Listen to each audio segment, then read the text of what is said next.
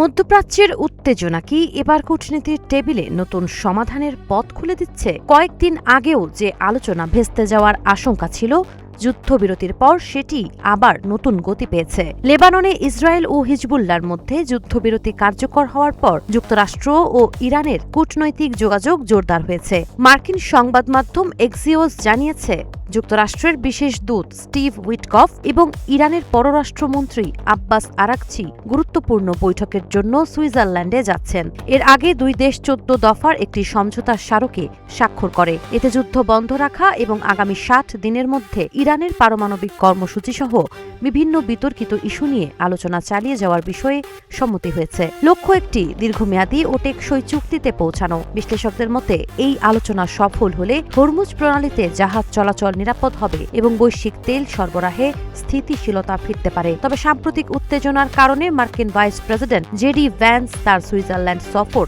বাতিল করায় পরিস্থিতি এখনও পুরোপুরি স্বস্তিদায়ক নয়।